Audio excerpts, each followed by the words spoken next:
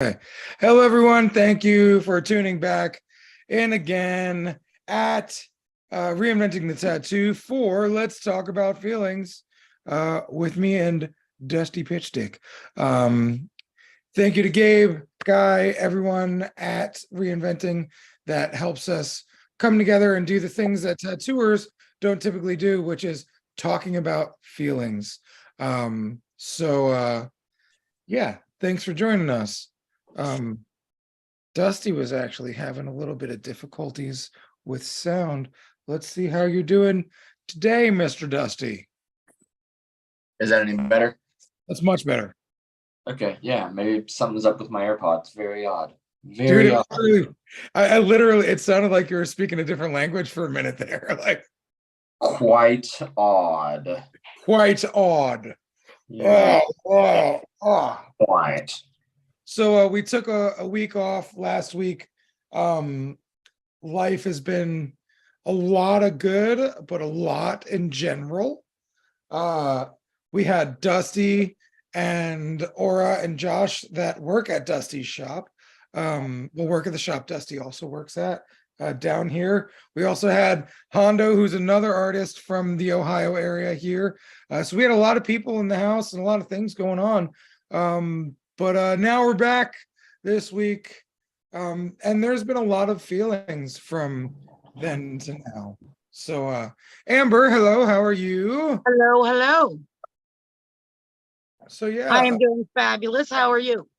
Well, doing well. I'm a little bit sleepy because it is a rainy day and kind of a sleepy day. It feels like a sleepy day. But it is not necessarily a full-on sleepy day. Just feels like one. So yeah, sorry. Mondays are my Sundays, so it feels like a sleepy day for me too. Right. And I don't really have a schedule anymore. Like my life just kind of does a lot of different things. So like tomorrow I'm working and I'm probably going to work most of the week. Haven't been working on a regular schedule. So things are just all over the place for me. But cool thing is this Friday, I'm pulling my Cadillac with hooks in my back. So that's a fun thing that's going to be happening. And That'll be fun. There'll be lots of feels. Yeah, it will be fun. But there will be lots of feelings wrapped around that for me, I'm sure.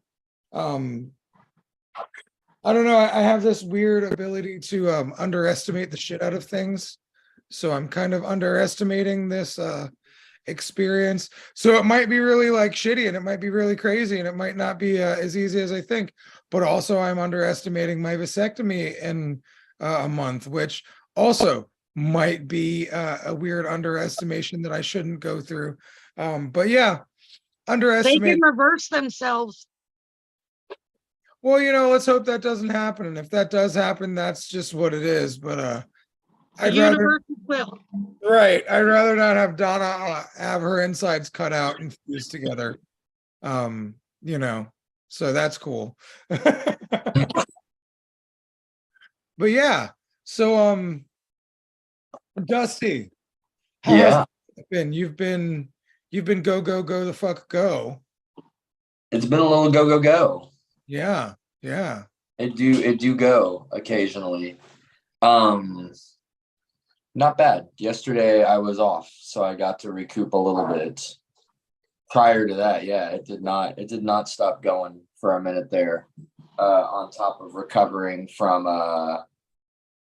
what I don't think was the flu. Because I actually had a conversation with Medusa the other day, who was in Columbus while we were down in Florida.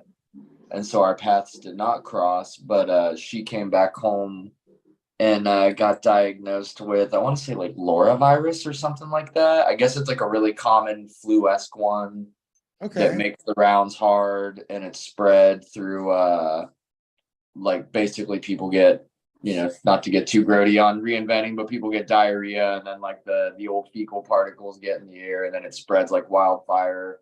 And it's like an 8 to 48 hour thing in most people. So it pretty perfectly describes what happened. And apparently it's sweeping across the nation right now. I guess every year or two it hits hard and quick. So I have a feeling that's what we all had. But recovering from that while having a shit ton of full days booked and tattooing nonstop was it was fun. It was a ride. Yeah, yeah.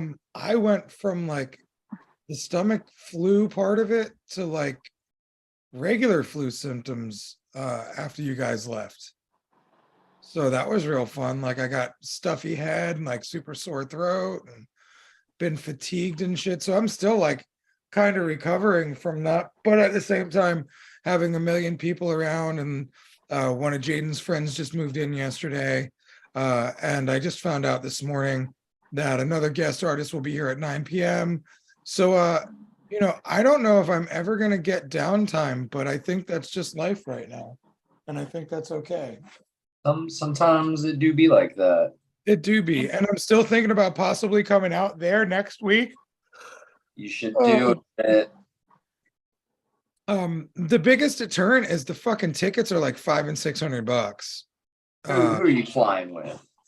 Man, I just did the what is it? Google Flights. Yeah. So we've got a lot of United here. And yeah, I'm telling you, and I don't mean this to be an endorsement or a disendorsement. Allegiant flights are not particularly fun or comfortable, but man, they'll get you there and back for like $110. So, will they do it in a short period of time? More than likely, yes. Okay. You might have to fly out of Orlando, and you might have to land in Columbus or Cincy, but you know one of us will come get you and all that. Right. I'm not stressing. Yeah, I'm pretty sure you guys are always there. And I have a number of folks. Yeah, like you said, you guys will all be there. So where do you, I'm looking at it right now while I'm here. Columbus. Well, Dayton is where you guys are at, right? Yeah. Allegiant does fly from Florida to Dayton. The days are a little more spotty with Dayton. I think they only do like 2 days a week or something like that. But now let's talk about booking flights with Dusty and Robbie. Yeah. You know, I mean, why not? While we're here. Dayton does Thursdays and Sundays. Oh, dog, you're the fucking man, son. 157 on this though. You could fly out the 30th and then fly back on the 4th. Bruh. Perfect. Well, no, I don't know if I want to fly out the 30th because that's Zen's birthday party. Oh yeah. I mean, you could do the week after that. True. And it looks like right now for both like $130. Yeah, I just checked it, like it was like 167 from Orlando Sanford Airport to Dayton. No, that was Columbus. So how far is Columbus? Yeah, Dayton they do Sundays and Thursdays, so that might almost be pretty convenient if you did the week after. But yeah, that's later problems. Yeah, never mind. Yeah, we'll figure this out later. I hate that I get so fixed on something and I'm like, ooh. But yeah, I got stuck in the Google Flights loop earlier, so I was like, yeah, these are all really high. But yeah, a flight's a flight unless you're flying first class, and even then, like certain, like I was gonna fly first class recently when I went to Ohio to do that wedding, and dude, it was like the upgrade prices were so high versus what you actually got, because like if you don't do a long enough flight, first class is just a little bit bigger seat. So I was like, yeah, this doesn't make sense to me. So yeah, anyway, from talking about flights to talking it would be the short I'll give you it. Like I'll do Southwest when we do like Portland and Boise and stuff like that, because if I had to sit on an Allegiant plane for 4 or 5 hours straight, I might go a little while, but right. Florida to Ohio is like 90 minutes. It's tolerable. Exactly. And like I have this leg here that I can take off. So I sit on the left side of the plane and I sit in the aisle, so that way I can take my right leg off. Yeah, bitch, I love it. It's actually really cool. And then you put the leg under your nub and it's like a nub rest. So like it's pretty quality. That is what's up. Yeah. Nice. It's one of those things I didn't talk about or do when I had 2 legs. So funny thing. So let's talk about feelings. And so I posted on Facebook, I saw somebody be like, yo, post a picture of us together. So I was like, oh, let me do this. Bro, the amount of fucking two-legged Robbie pictures that were posted, it was weird because I don't think about having two legs all the time. And if I do, it's more of like, I think about how weird it is to have one leg less than I think about what it was like when I had two legs. So I've got all these pictures popping up, and a lot of them are like two-legged Robbie. And I'm like, wow, I don't even know who that guy is. I don't like, I remember him to a degree. I don't remember how to think, live, or be like him. We're the same, but we're very different. So it was very interesting being hit with all of that through a harmless Facebook post. So do you guys have anything like that where in y'all's lives where like you were this one version of yourself and like there's a clear cut distinction between now you're this other version? Oh, I've got a major one of those. Okay, holler, let's hear Last night, weirdly enough, because I went to it was actually a national band, but it was a local show at a venue around here downtown that holds like a couple hundred people. And it was the first time I'd really like Social Dusty still exists. I do conventions and I go, have fun. But I hadn't been downtown Dayton Social Dusty in like probably like a good year. And going there, I saw like at least a dozen friends that I got to like say what up to, give a hug. There's 3 guys that are buddies of mine that like we have a Facebook chat that we've had for like legit like 6-7 years now. That it was the first time all 4 of us were in place together. Fuck, it'd have to be 3-4 years that we were all in person in the same place. So it was nice to see people and stuff, but it was also very like, for a guy who used to be in 3 bands at a time and play around all the time and travel, to be there and be like, oh, I'm a fucking old dude and I don't know any of these people and they don't know me and this is weird and I haven't been to shows forever. People are dancing. Why does that one guy look like he's in The Cure? Like, what is this? What kids dress like now? Like, the whole thing was just a wide range of me and a couple buddies hanging out in the back and like watching and kind of bopping our heads and being like, huh, we're old now, huh? And so it's one of them's a buddy of mine. He's a little younger. He's early 30s. The other 2 guys are both like mid 40s. And we were definitely, it was weird too, because it's do you know Mephistopheles at all? Wow, I love that band actually. That was who I was like, why are you in Dayton on a Sunday? But tight. Right. They killed it and it was great. But it was definitely weird too, because there was like probably like 200 younger people there, but also like 100 people that were like, oh, I remember when Ken booked these guys at Sub Galley in '98, downtown. Like there was some older folks there too, and it was fun to watch the rest of them equally be like, ah, shit, I haven't been to a show or a public space like this in years. And so, but it was a very like, damn, it was just like last year that I was knowing every band and playing rock guitar and stuff like that. And then I started thinking about it and I'm like, well, maybe a little more than a year ago, like COVID kind of shut. Oh, fuck, that was like 4 years ago now. Oh shit, I'm old. So it was a lot to process, but that was literally just last night. Yeah, that I'm like hanging out and like, all right.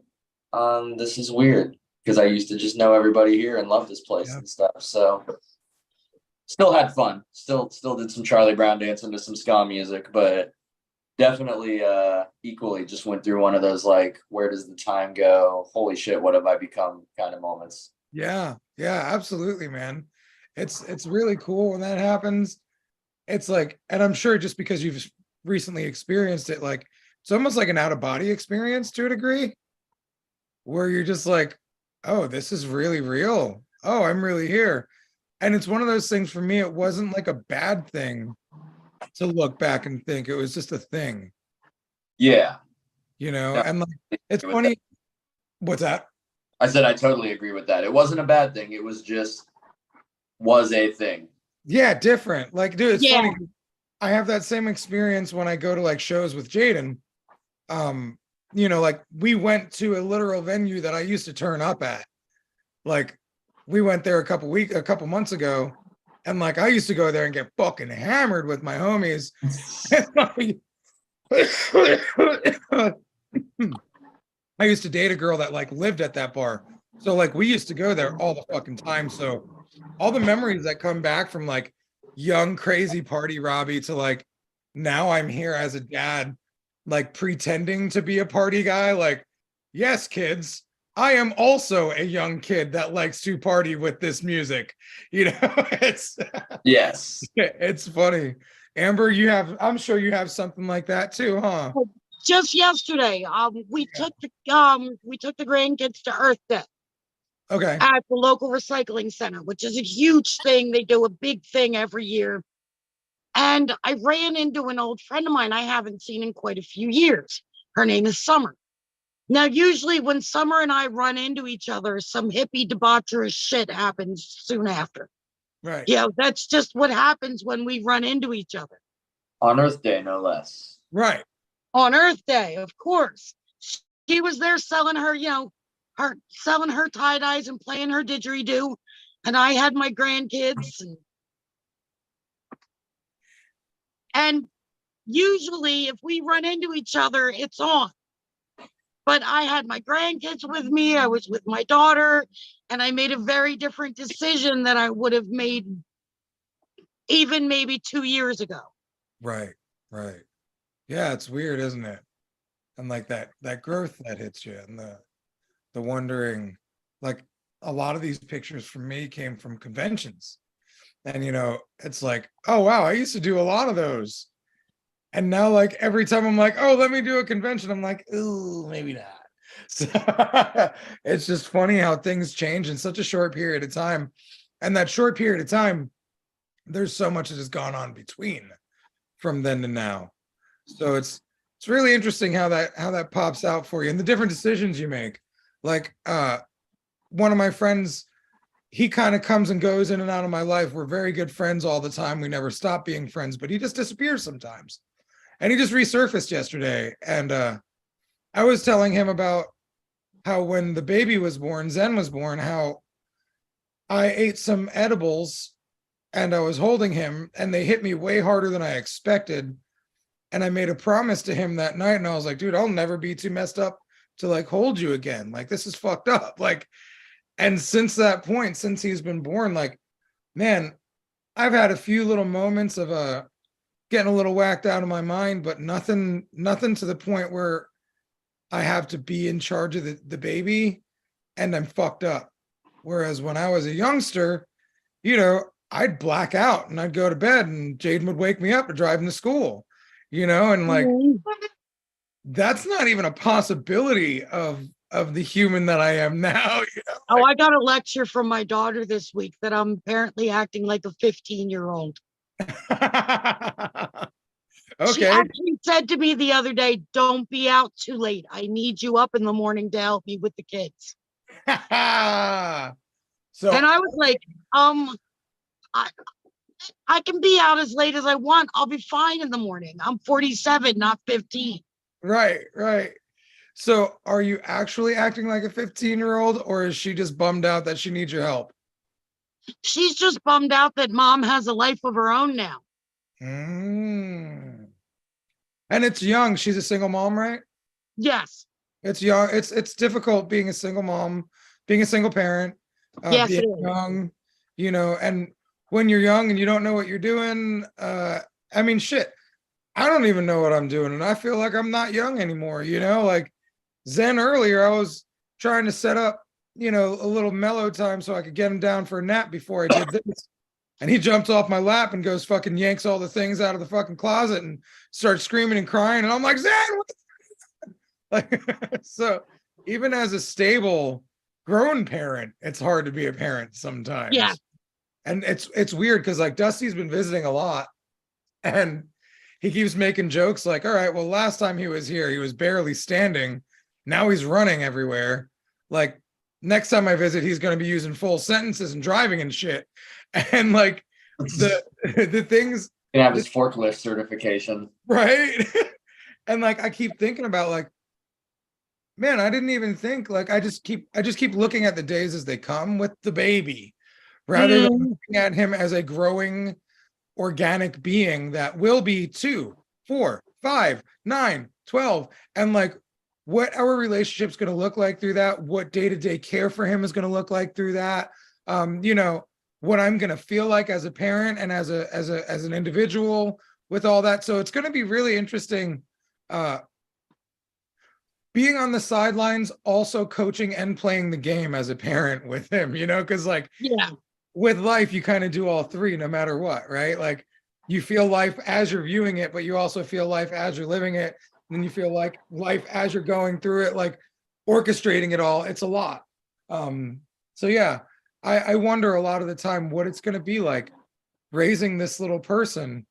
Because, you know, Jaden's 22 now, and we just moved one of his friends into the house, and another one's probably moving in next week. And like, you know, they're all trying to get their shit together so they can move out and get their own house. And like, what's it going to look like when Jaden goes past this stage and he's in his mid 30s and he's got a family, you know, and we do barbecues together, you know, like, what's it going to look like when I'm on my deathbed and, you know, these dudes are fucking full on grown-ups, you know, communicating with me, you know, into my transition to the next life. So it's really interesting thinking about all the steps and all the pieces of all of it as it goes, right? So yeah, that there. Yeah, it's crazy watching them change Yeah. because it's literally you're watching a human evolve. Right.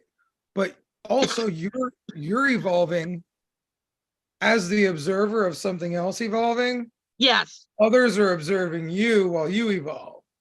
Like one of the coolest things is when me and Jaden have real talks and he's like, dude, the human you've become, like the evolution you've experienced, like the growth that you've accomplished over the years is like, you were always a great person and a great dad, but you're so much better now. And I'm like, wow, that's interesting.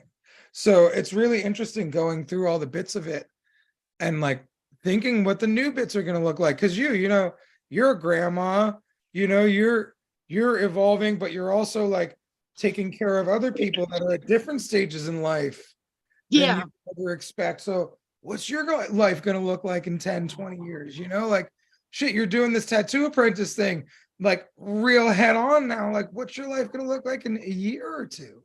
Yeah. Fuck. It's I wild. can't wait to see what my life looks like in a year. Right.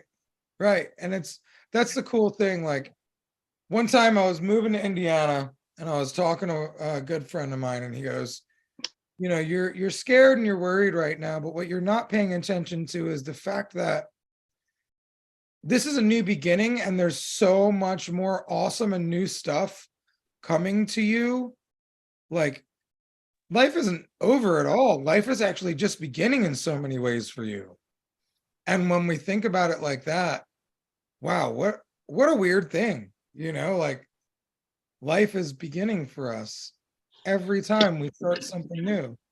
And when we ride that ride, you know, what's the new things that happen? Like shit, me and Dusty met, well over a year ago now, but probably close to 2 years ago. We didn't think our lives were going to look the way they look now back then, you know, like it's really weird how just so much changes and evolves, and so much growth and so many things, man. So many things. And then things happen to you happen to things change, you get confused, you don't know what you're doing, you figure it out, you lose it again. Like it's just so funny how life is really this just ultimate bumpy ride, with some really great highs and some really low lows. And like the thing is, the older I get, the more I don't realize when the highs are coming because you can never calculate it. But like we went and seen this show Postmodern Jukebox the other night. Best concert I've been to ever. The interactive nature, just the quality of the music, the emotions you felt coming out of everyone's mouth when they sang, watching all the other artists play their instruments. The MC was fucking awesome and hilarious. It was a really cool time, but I didn't think that like something so simple and like fairly cost effective was going to give me such a great serotonin boost. Like I came home well, actually the cool thing was the concert ended. We went and picked up the baby from our friend's house. And then I got to have like a really in-depth, amazing time with our friends. And then I got to go home. So like, it was just double serotonin boost. Life was great. It was really awesome. The next day sucked because my belly hurt really bad. But like, it didn't suck because I still tattooed my chiropractor and had a great time. And life was all these wonderful things. But it's so different than if you would have asked me in my 20s what I would have thought a good time was when I'm 42. I wouldn't even known what to tell you. And so it's just interesting that it's just these tickets to a concert by happenstance that Donna finds on Facebook while scrolling for $100 each was like the highlight of her night. Like at one point, the MC is like, I need somebody to go buy us 14 shots of bourbon. So I ran out and did it. A couple other people met me out there. We all fucking pitch in. We buy the fucking drinks. I bring the drinks up to the stage. And like the rest of the night, like now he's talking to me from stage all night long. And it's like, wow, that's really cool. And then you think about these people are just artists. These dudes are flying, driving from, spot to spot on the tour, like these shots probably really helped them this night, like, and like, I've been the guy, being a tattooer, what it's like having gloves on and you can't move from the chair. Like how many times have people fed me food while I'm working? Like to be a part of somebody's artistic process was really fun. And it was just it was a super cool environment to be a part of. And once again, didn't know that was going to be like fun for me. Didn't know that, meeting up with strangers, spending $200 on shots and delivering that to the stage was going to be like an even more fun part of the evening. Whereas like my silly self would be like, oh, more money we're wasting.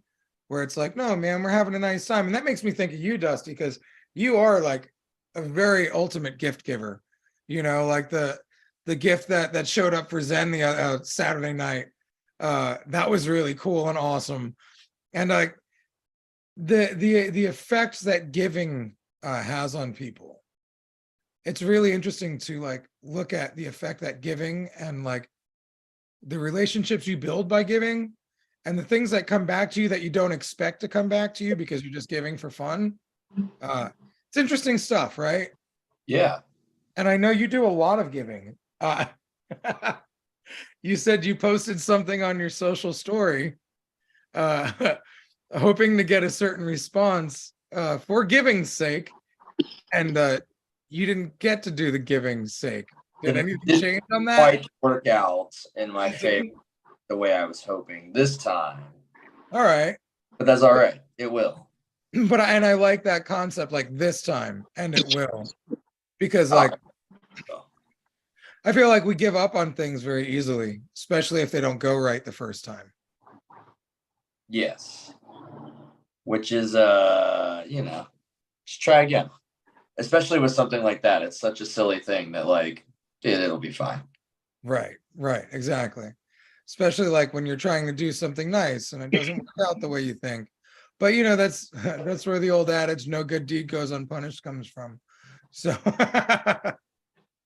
that is very but we'll take a second swing at it. I'll get there. Right, exactly. And I like that you're still thinking of it as, no, we can do this. Like it didn't go the way we wanted it to the first time, but it's not going to not go. Like it's going to go at some point. Oh, for sure. And that's also where the adage, if at first you don't succeed, try again. Mm-hmm. We've been watching the Little Dicky television show called Dave, and that was one of the lessons that they had. It was funny because they had this little exchange where the one dude, Gata, he's like, fall down 7, get up 8, and Little Dicky's like, what the fuck does that even mean? I don't even get what you're saying. That sounds stupid. And then later on in the episode, Gata's having a hard time, and Little Dicky's like, nah, man, remember, fall down 7, get up 8. And like, I love those full circle moments where you don't really know what is being said. And then later on, like, oh, that makes sense. That's totally good. I see that. Very interesting. I like it. Yeah. Okay. Like life as it comes. I just don't like it in the moment sometimes. Hmm. Yeah. Very much so. Get that. Yeah. Yeah. So help me out, guys. Where do we go from here? I don't know. It's How about setting healthy boundaries? Healthy boundaries. are you having healthy boundary issues? Having problems with people honoring my boundaries. Ooh, okay. Dish. So Let's rather than getting mad and angry and pissed off, and I'm trying to remain calm and just reinforce my boundaries. But the bitch in my head, she wants to just go off about it. Yep. Like, how many times do I have to reinforce this boundary before you realize it's a brick wall you can't get through? So that brings up an interesting concept. I've been reading this book, Out of Your Mind by Alan Watts.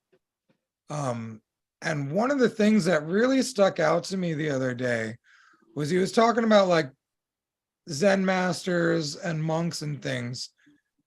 And I battle very strongly with not allowing my rageful, angry Robbie to come out, or not allowing the too stern dickhead Robbie to be there.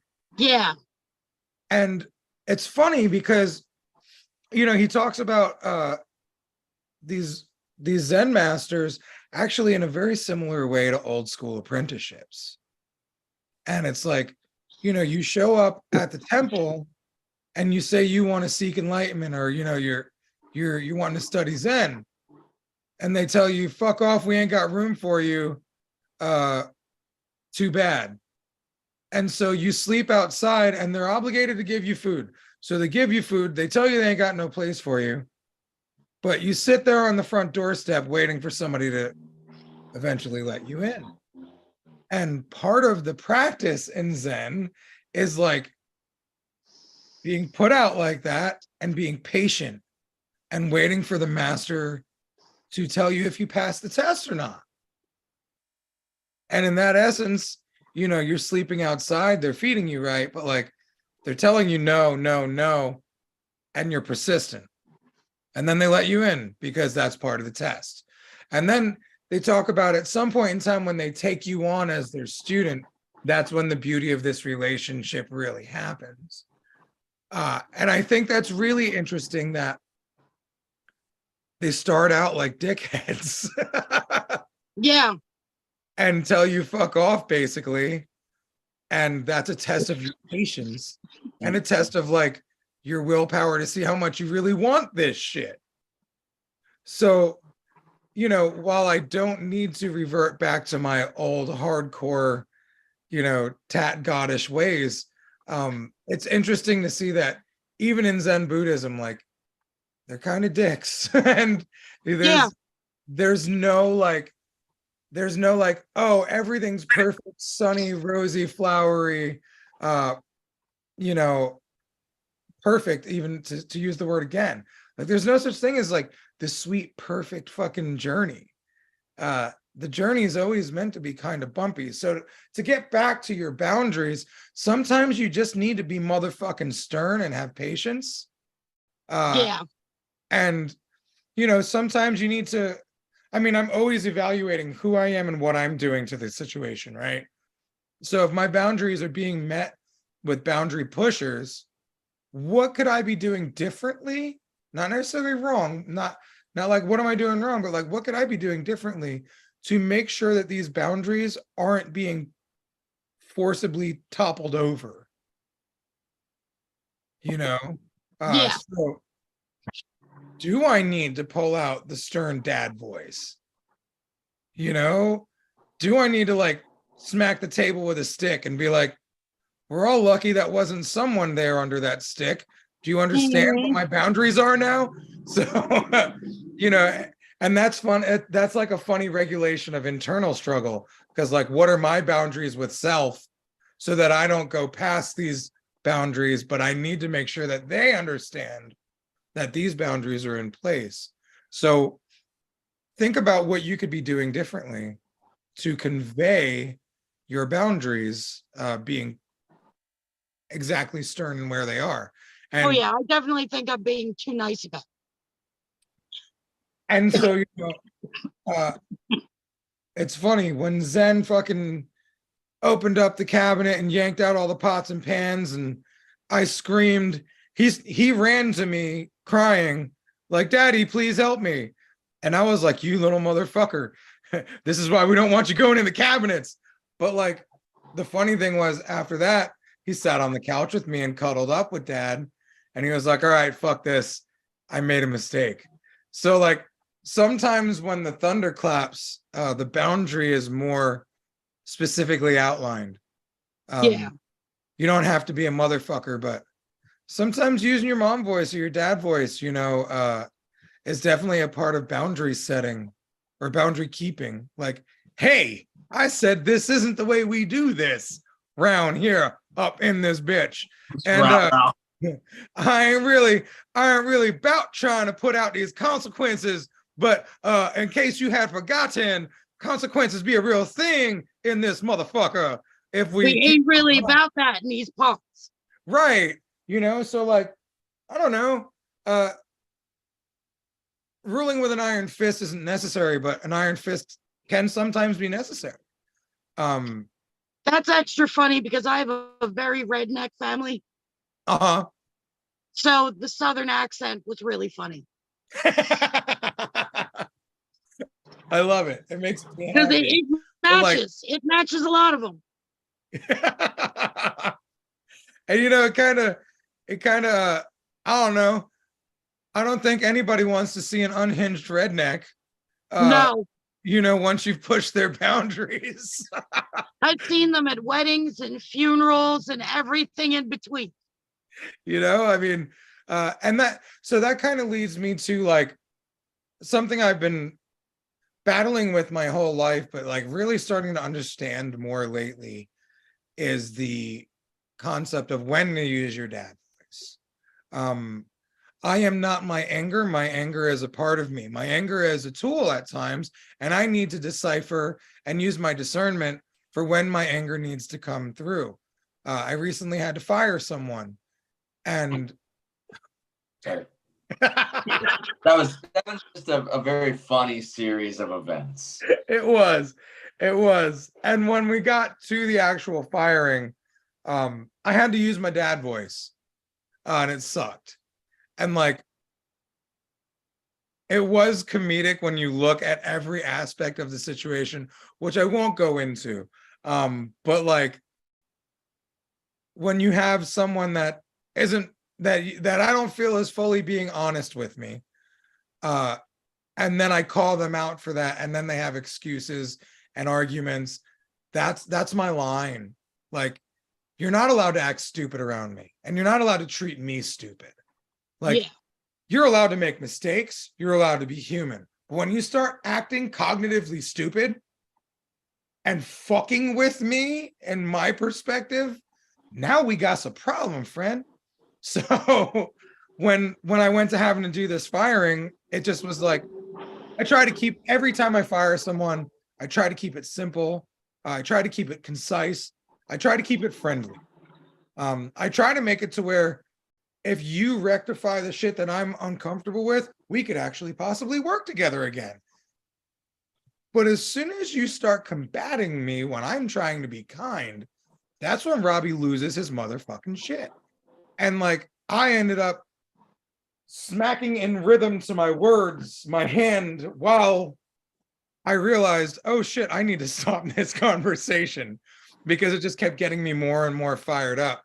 But like, I realized at that moment, I couldn't do the amicable firing that day, which, you know, I had a little bit of guilt about, but like, the reason why Dusty giggled was, given all the events of the situation, I was like, yeah, like, this is just where I am now. I have to use my dad voice, because like, I'm trying to be kind to you and you're fucking playing me, sucker.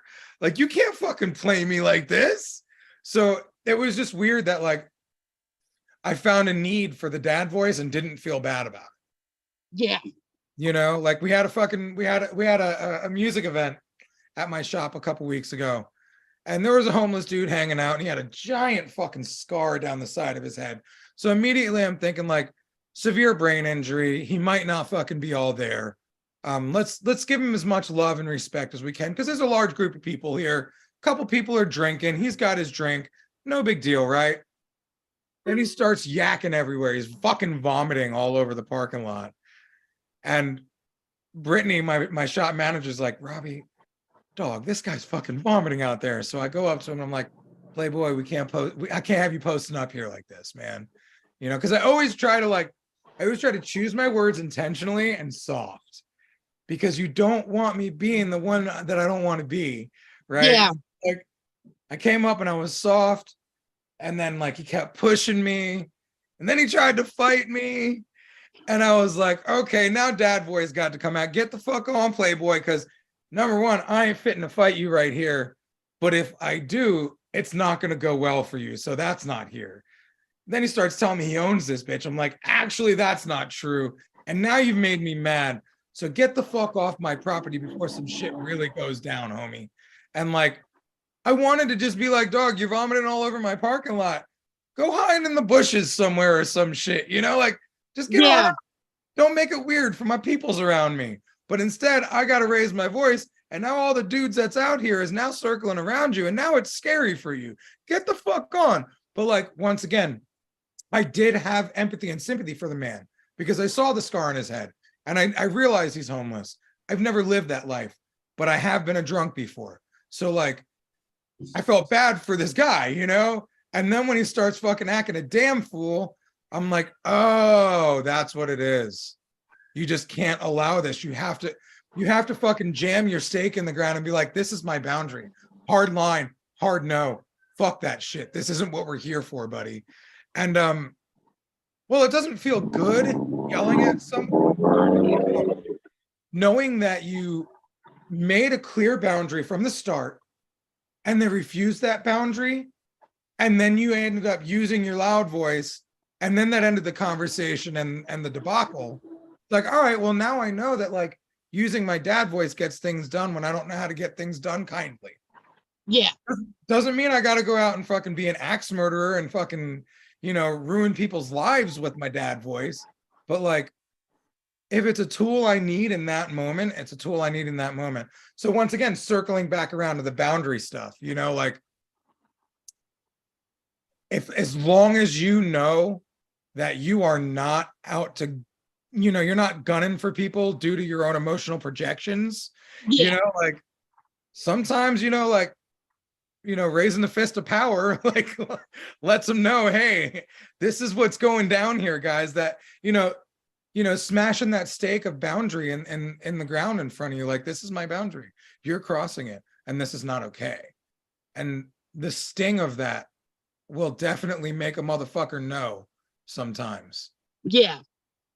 So yeah, maybe try turning up the volume 1 or 2 notches. Yeah, I think I'm gonna have to, because you expect people to understand certain, you know, generally understandable boundaries. Yep. Especially when they're a certain age. Yep. You know, you're an adult, you should understand these things. And then when they're not automatic, you're kind of dumbfounded. So, okay, I'm giving a little bit more information about the human that is no longer employed at my studio. Dusty was there actually doing a tattoo with me. Me, Dusty, and Josh Scott were about to ruin my piercer's life by putting this giant tiger on his kneecap. Now, the artist in question was an older individual, but had just started tattooing like roughly around a year ago. They were brought into my studio knowing like, hey, you only do walk-ins and you're here to learn and grow. Like, I was very painfully clear about that in a kind way during our interview. And I'm really surprised at myself that I didn't lose my shit that day in the shop, because Dusty's like, yo, I want nothing to do with dropping this stencil on motherfucker. So can you do this? And I'm like, sure, I got it. Like, I'm totally about like dropping giant stencils and like hating the process, but figuring it out. So Dusty's there, and I'm here for Dusty's support, right? Because I want to hear what Dusty has to say about positioning and this and that. And then I'm listening to Josh as well. So I dropped the stencil down on homie, and I know it's not right. But Buddy come up and be like, well, you know, the mouth should be on the knee. And like, didn't he didn't be like kind or generous with his suggestion. It was also constructive it was criticism. very It was just like, I could do that better. And that's the energy he brought. What were you saying, Dusty? I was saying it was also just very unsolicited. Right, completely unsolicited. Like I had just dropped the stencil down. So now me, Dusty, and Josh are all like doing like the tasting process, you know, where we lick a little bit of the spoon and we're like, And before any of us can say, what's that need? This motherfucker's like, this is what you need to do. And like, dude, my one apprentice was standing there, and her and my shop manager looked at each other and walked away. Me, Dusty, and Josh kind of looked at each other and didn't know what to do. It was this face from everybody.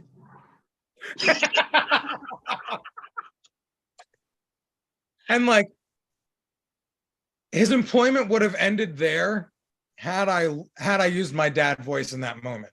Yeah. So like, he wouldn't shut the fuck up. So finally I was like, hey man, I don't even know if the knee is supposed to like have the mouth on it. Like we're still trying to figure out what this is supposed to be. Cause like it was supposed to be a smaller cover up. Then it turned into 3 times the size. Then it wasn't going to be a cover up. It was going to be a blend of other tattoos.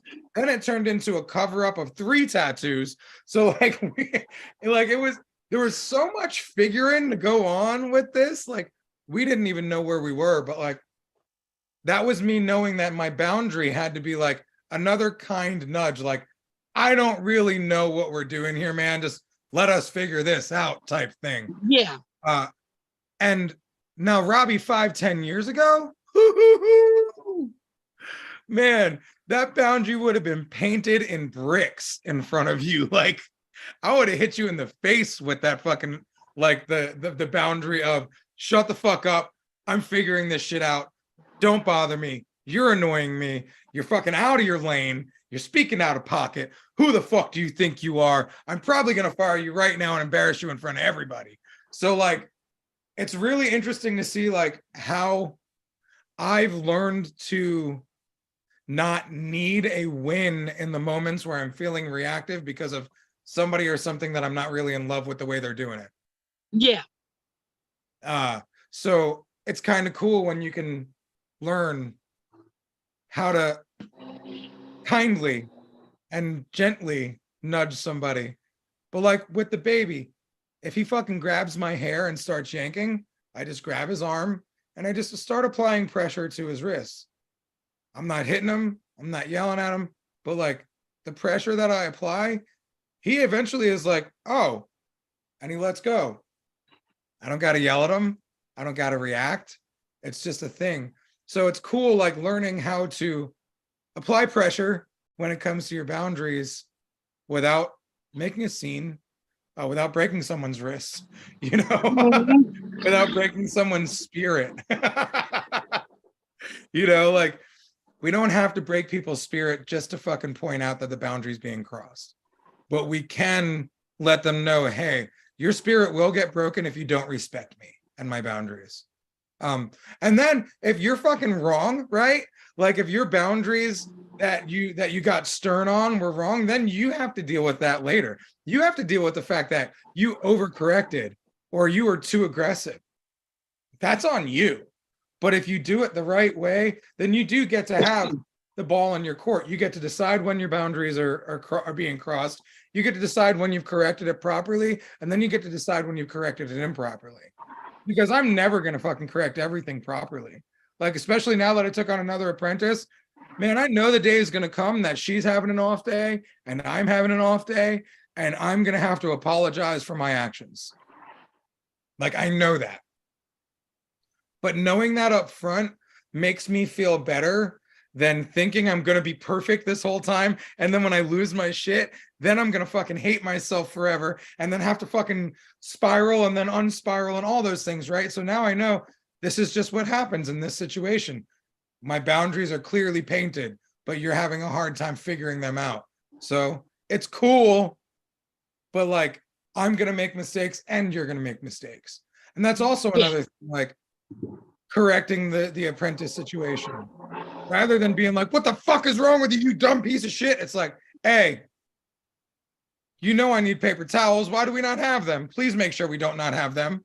What was that giggle about, Dusty? Oh, just the best possible. Like, like we've all been there. Yes. Dude, and we have. And you know, like you said, Saturday night when we talked about like the blue cars that you're noticing. You know, like we all notice the blue cars when we pay attention to the blue cars. So if you're looking for the things that you're not really stoked about, then you're going to find the things you're not really stoked about. It's interesting. I know I've said that a lot today. It's interesting. It's interesting. I think that's my time filling phrase of the day. But you know what? On that note, what's up? I said it is interesting though. It is. Very. I am struggling a bit to keep the conversation flowing today. So I think instead of going over, I might actually cut it short. Yeah. I just enjoyed listening to you talk today. You know, you've been doing that a lot lately. You've been cheating the system a lot. I haven't a little bit. I mean, I just talked to you, Saturday? I think we talked for like an hour, you, me, and Donna. I was there for a week. Like, I feel like I vented all of my ventings to where I was like, I just want to listen to Robbie talk for a while. Well, I appreciate that. And I'm glad it doesn't sound stupid when I just sit here and yammer on. Not at all. Figuring it out. Because like I said, that was me like struggling to keep things moving today. I'd pick up a topic and then I'd be like when I was like, guys, help me out here. But yeah. Life's a weird ride and we're all in it together.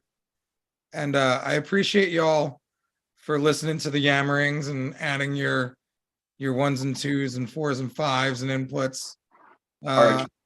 Interesting. Very interesting. Yes. But yeah. So thank you guys. And I love y'all. And I will be having the talkings with you next week. And Dusty, I might be there next week. I don't know. And look up Double Allegiance, see what you get. Yeah, I'm gonna talk to Donna now and go with that because I really don't care. Like, dude, I'll bring like a pair of pants and 3 shirts and 5 underwears and call it a day. Like I don't need to bring much goodies with me. I'm pretty simple as a traveling man. So yeah. All right. Well, I love you guys. I appreciate you all for tuning in, and everyone out there in the internet world that's watching, I appreciate y'all as always. I appreciate Gabe, Guy, and everyone at the Reinventing platform for letting us get together and do something tattooers don't usually do and talk about feelings. So thank y'all. I love you guys. Have a wonderful day, and talk to y'all soon. I love you guys. Bye. Love you. Bye.